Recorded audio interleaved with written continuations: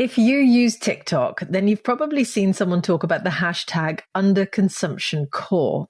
And if you're wondering what that means, well, the word underconsumption is obviously there because influencers are starting to create a backlash against the huge beauty, fashion, and retail hauls that we've seen plastered across our social media screens for years.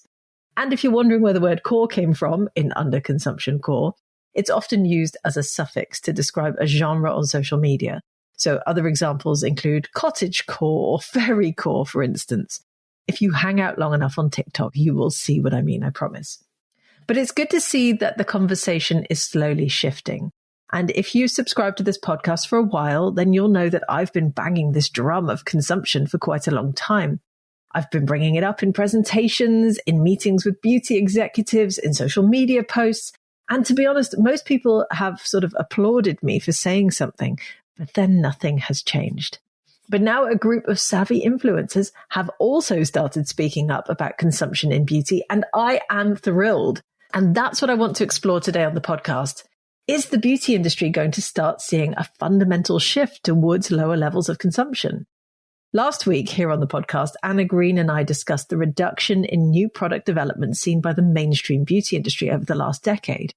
Is this all part of one big shift, maybe? Is this a sign of a tipping point? Join me today in this episode as I ask whether big beauty's business model may need to completely change in the coming years to keep up with consumer demands or lack of them.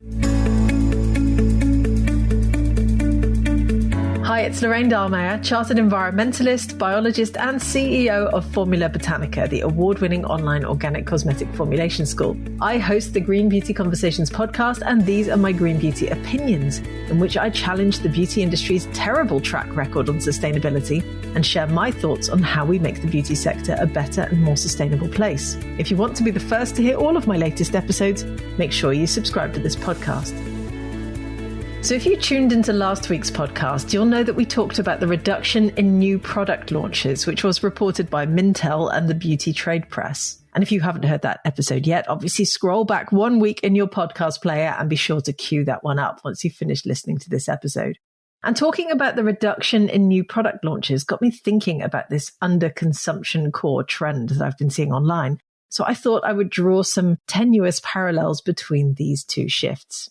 So how did the underconsumptioncore trend start? Well, as we heard last week, it was in response to huge fashion hauls and so-called beauty shelfies that many influencers have been proudly sharing on their channels over the years. And I think social media also creates an illusion of perfection, which perpetuates the need for shoppers to own the latest and greatest beauty products to achieve that perfection. And none of this is healthy or, quite frankly, necessary. So I think that all has possibly contributed to a backlash against excess. This more is more approach has basically exhausted people. And I think more people are starting to speak up to criticize the unrealistic and the wasteful nature of overconsumption because it's just not realistic. And anyway, most people can't afford to shop like that, even if they wanted to fill their homes with stuff that they don't need. Also, discussions around minimalism have been increasing where people are trying to scale back on the things that they purchase. And on top of all of that, there have also been a few videos highlighting waste in beauty retail, which I think has shone a spotlight on overconsumption.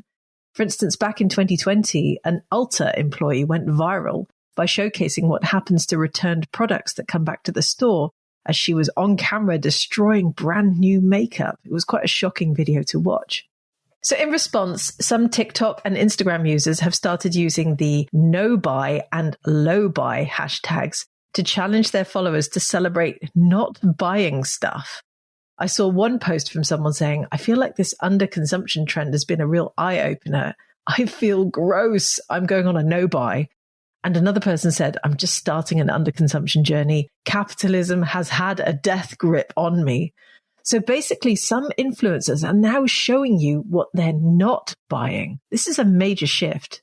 And I do think that the beauty industry is going to need to respond to this. Perhaps it already is, but honestly, I doubt very much that the reduction in new product development has been in response to this underconsumptioncore trend. But I think we will see further reductions in the future that will perhaps be driven directly by this lack of consumer demand. So my challenge to you for this week is to go and explore this Underconsumptioncore hashtag on TikTok. If you haven't already, go and immerse yourself in it. What are people saying? What do you resonate with? If you're a beauty shopper, how could you embrace some of this yourself? If you're a formulator or a beauty brand owner, how could you maybe even lead the way on this topic? Just because you make products doesn't mean that you can't still encourage people to just buy what they need. Thank you for listening to my Green Beauty Opinions. Remember to visit the Formula Botanica website at formulabotanica.com to try our free online formulation course. And if you haven't subscribed yet to the Green Beauty Conversations podcast, please make sure you do so now in your favorite podcast app. Leave me a 5-star review if you enjoy the conversations I host, and I'll be back soon with my next episode.